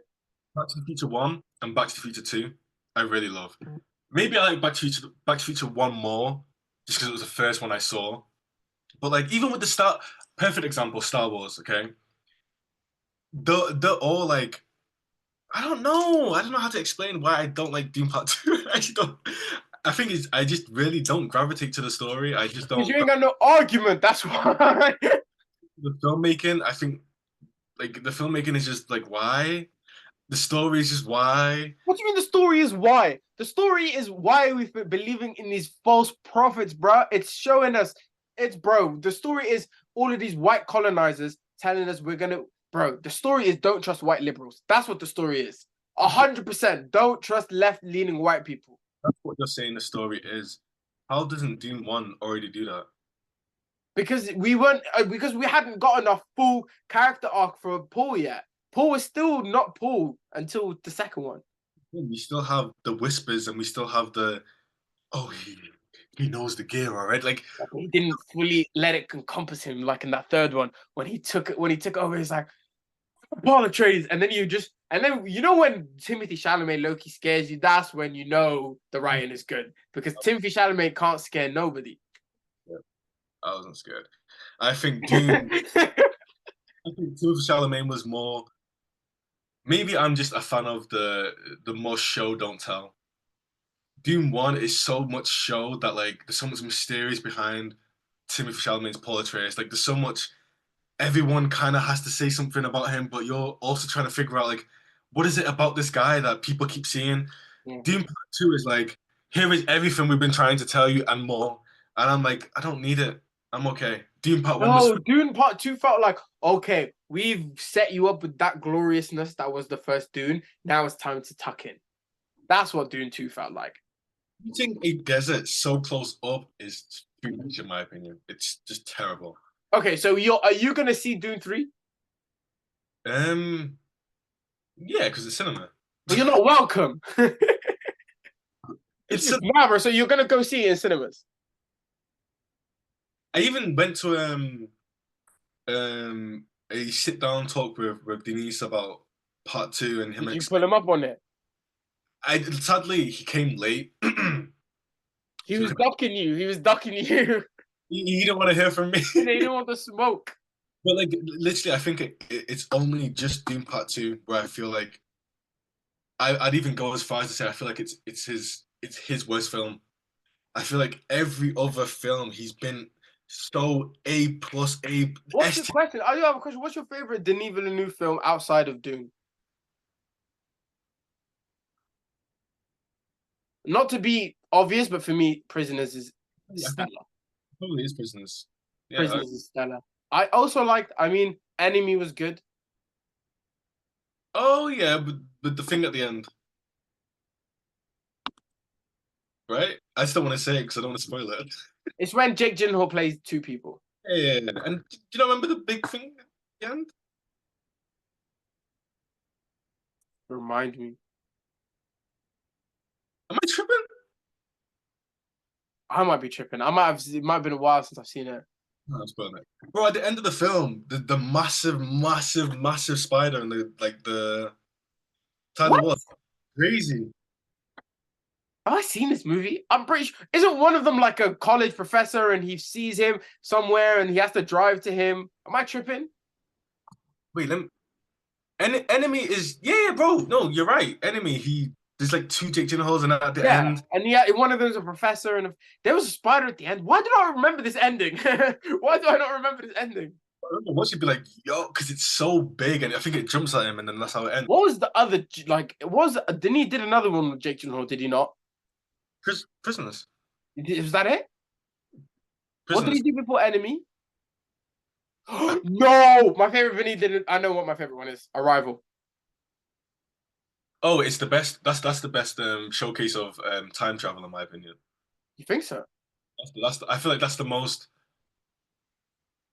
confusing yet poetic way of showing time travel. That was Bro, great. I love that movie. Didn't talk down to you, bro. I went in there, ate an apple, came out of the film. I felt smarter. Wallahi, I felt smarter.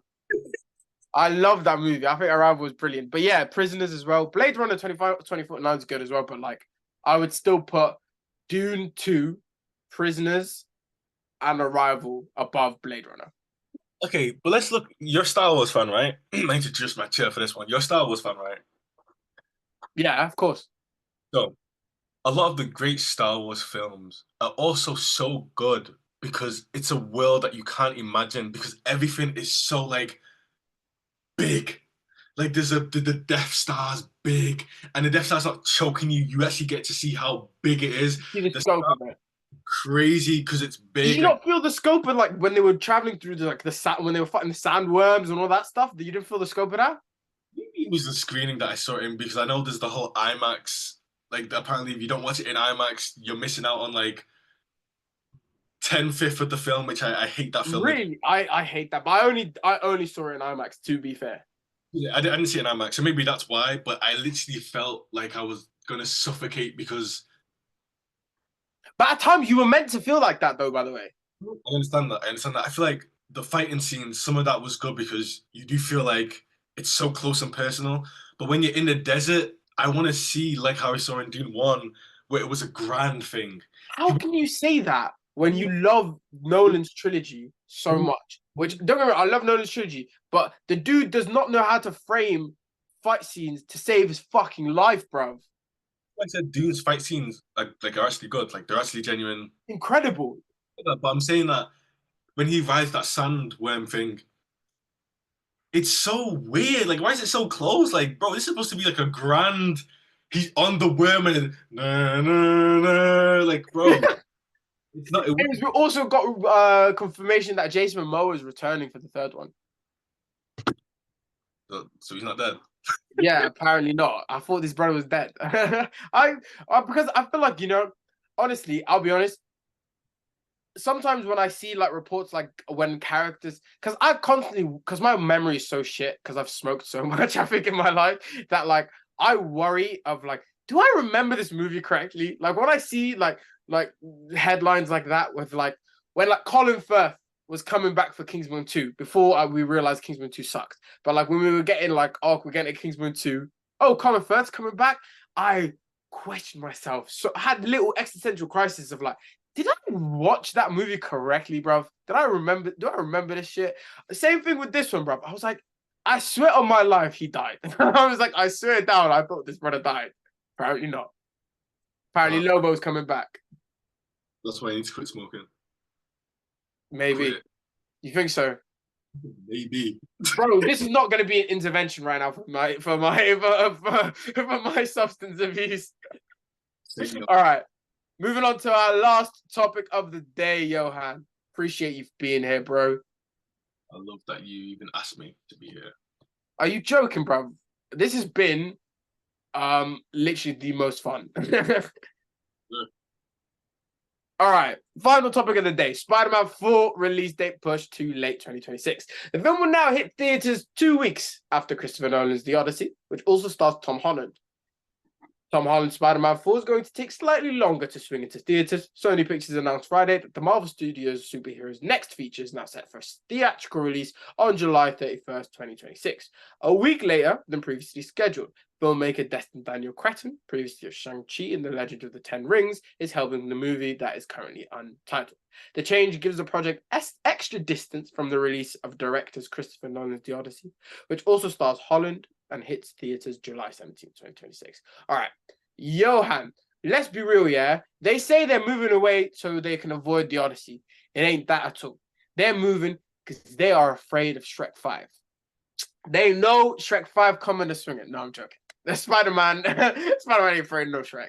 But what do you think, first of all, of Tom Holland's Spider-Man movies? What do you think about us getting this fourth one? What do you think about the switch of John Watts for a Destin Daniel Cretton? And also, what do you think about them pushing it? It's funny because I had this conversation literally last night after watching Captain America: The Civil Brave New World. Yeah. My problem with Tom Holland's Spider-Man has nothing to do with Tom Holland. Okay. Spider-Man that they've given us. I think we grew up on two Spider-Mans. We got to see Andrew Garfield, Tobey Maguire. One thing they had in common was that they were friendly neighborhood Spider-Man. They weren't Spider-Man that was bigger than life. They were someone down the street who was delivering pizzas. They had the Aunt May's home. They were struggling to pay rent. That's the Spider-Man we saw, and it made it more impactful. I feel like as a kid, it was even better to see. Like it could be anywhere. Like I genuinely thought if I was to go to New York, I might see Spider-Man. Yeah. With this Spider-Man, obviously I'm also older, but with this Spider-Man, he already came out. Iron Man's there helping him. He's going to this country and he's fighting in this country for Mysterio. Then the third film is just completely nostalgia bait, and it's just like I want. Tom Holland has it. Like he's so good for Peter Parker that why have we not had the normal Spider-Man, the normal Aunt May, the Spider-Man that's not rich, the Spider-Man that doesn't know Iron Man, the Spider-Man that is just the friendly neighborhood Spider-Man that Stanley made. That's what I just want personally. I don't want this big, massive, bigger than life fights. Like that's not Spider-Man. And maybe no, it is Spider-Man, just not right now. We haven't seen the growth yet, in my opinion. That's all, literally. I completely agree with you. My thing is, okay, first of all, I think fans are funny. I'll tell you why. When we were during the Andrew Garfield days, I remember like that was like really when like people were starting to get sick of Sony having full control of Spider-Man, the live action Spider-Man. So that I remember at that point, we were dreaming about Spider-Man linking up with Hulk, linking up with Iron Man, going to space, fighting Thanos because we hadn't seen it before. Now, for the past 10, 8 years, whatever, that's all we've been inundated with. And to be fair, Marvel made sure he felt like a new Iron Man. And I get the criticisms, but it was something we hadn't have gotten. Up until then, Spider-Man was friendly neighborhood Spider-Man with Tobey and with Andrew. And I love Tobey and Andrew. I think I'm such an Andrew guy, but I also grew up with Tobey. That's what we got from those guys. And towards the end of it, people were clamoring for Marvel to own it so that we can get him interacting with these guys, interacting with the Avengers, going to space. And we, alhamdulillah, I'm stuffed now. I think as fans we're stuffed. But the problem is we are so quick to forget. It's so easily to be like the grass is greener. Do you know what I mean? But now can we appreciate the fact that we were able to get Spider-Man linking up with these characters, doing stuff we weren't able to see him do previously. But I agree with you where it's like, okay, now we've gotten to a point where we've been there, done that. Can we now go back to what makes Spider-Man Spider-Man? And the way the third movie ended was perfect, where it can lead us into that. My worry is they don't follow through with that and they go into the multiverse and they try and do another like big movie. Instead of let's make a small story centered in New York, bring in Daredevil, bring in Kingpin, make it a grounded street level story, make it again about Peter Parker and his struggle with his identity, bring it back to the roots. And by them isolating him from everybody else, him being in that crappy apartment, listening to the police station radio, makes me think that that's where they're kind of going to go for it. But yeah, what do you think they're going for? Do you feel like they're going to go with the big multiverse movie? Do you think they're going to go with the grounded, smaller movie? Marvel have this thing where after Infinity War, they do the opposite of what the fans want. So I'm going to go for the multiverse movie. See, I think Sony wants a multiverse movie. Oh, for sure. I think Sony wants them to do that, do this, do this, do that. They bring in Tobey again, bring in Andrew back again. Fucking let me see if Kirsten Dunst is fucking free. Do you know what I mean? That's what I think Sony want. I honestly think Kevin Feige and Marvel don't want that. I think they are also smart enough to be like, we got away with it last time because we hadn't done it before. That was our tentpole. We do it again, it won't work like that. I honestly think he wants to bring in a Kingpin and maybe a Charlie Cox again into a bigger role for this. I think they are going to go multiverse is because now Robert Downey Jr. is now Robert De Niro as Doctor Doom. Imagine that though. He's now. I feel like they have to.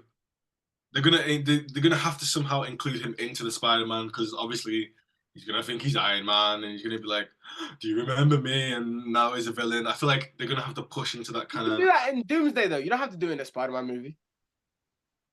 Hey, hopefully they don't, but I feel like they will.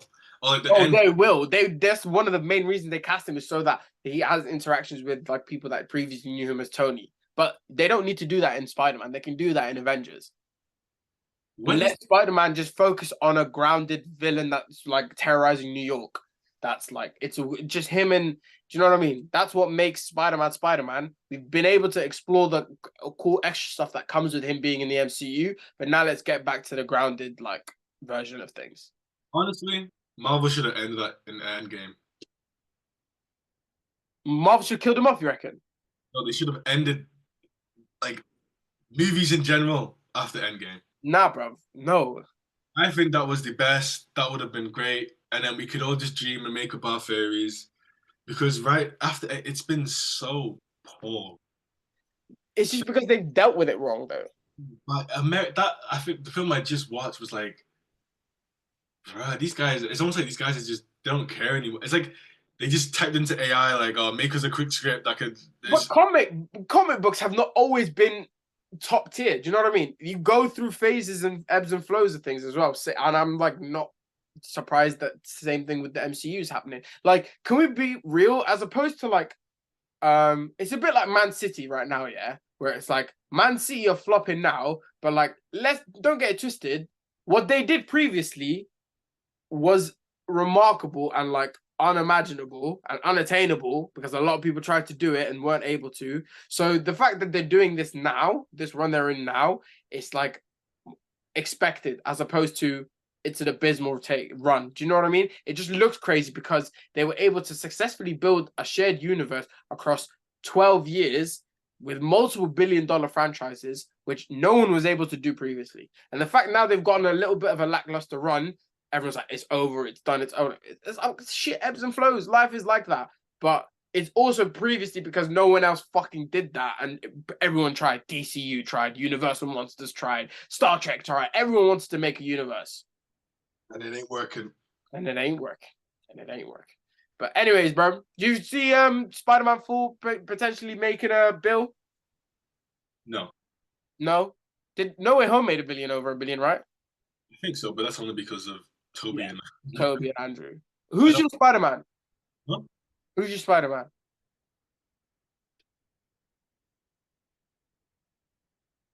It's between Andrew and Toby.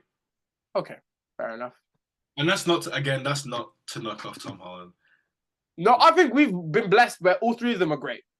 Tom Holland, I feel like if I was younger as I was when I watched the other two, Tom Holland would be my far favorite because he it literally is Peter Parker from the comics. He literally is that like kid who's like he's perfect at it. But because I grew up with the Tobys and the Andrews, I think there's like a special place in my heart for them. 100%, and the times as well. I also think the great thing about them is like they're all good. They're all good at different things. They all brought something different to it. Where it's like Toby was probably, I think, the best Peter out of all three of them. Andrew is the best Spider-Man out of three of them, and I think Tom was the best at striking the balance between both of them. He's both combined, to be honest. Yeah, that's what I mean. He's the best at the balance of both of them. And also he has the thing of age going for him. Like he's got the thing of like, I'm young and I'm doing this. Andrew and Toby looks 50. Facts. You know what I mean? Freaking Joe Manganiello was supposed to be 17 in that, bro. Are you joking? He already had Sofia Vergara pregnant at that point, bro. You're supposed to say he's in school, bro. Are you joking? I mean, you know, I don't know if I was tripping, but I saw like Leo was asked to be Spider-Man before Toby, which is by James Cameron. Insane. Bro, could you imagine James Cameron, Leo DiCaprio, Spider-Man? Bro, that's not even the funniest thing. You know who wants to buy Marvel in the 90s purely so he can play Spider-Man? Was it Michael Jackson? Yeah, bro. Michael Jackson's a big nerd, bro. Also, Michael Jackson he begged J.K. Rowling that if he could play Hagrid in the Harry Potter movies. He also asked her if he could write a Harry Potter musical. Oh, he should have said yeah. She should have said yes to the musical, innit? Yeah. But yeah, she was like, my theory is that she said no to Hagrid, and he's like, well, I'm not writing the musical anymore. It is temper tantrum, wow, bless yeah. him. All right, that's it for today then. Awesome. Got through a lot today. Absolute pleasure having you, my bro. Absolute pleasure having you. I promise you this will not be the last time. Okay. I love talking movies with you, brother. Different sides of the same coin. We need to generally make a video where we're doing a director's bracket and see Fuck it. Yeah, I'm down. We'll do like March Madness, but for directors. Let's do it. We'll try and do it in person. So I think it'll come off even better. Yeah, man. Thank you so much for coming on, bro. Thank you so much if you made it through all this video. You're an absolute superstar. Let Johan know that you did that and go on his Instagram. He's got some great stuff up on there. He's a dope writer, filmmaker. Which is great. That's what I love about it. It's like both of us, yes, we want to do the same thing, but we're very different in regards to like, I would say Johan writes so he can direct. I direct so I can write. Yeah. Would you say that? Yeah, literally. Which is cool because we're both off the same thing, but we come at it completely differently. We have good chemistry. We enjoy yelling at each other because he's constantly wrong, and I need to sort of like let him know when he's wrong. When he says some bullshit like The Dark Knight Rises is better than Dark Knight, it's just like, yeah, I need to give you a public lashing. So thank you for coming on. All right, sweet, peace. Man, a pleasure.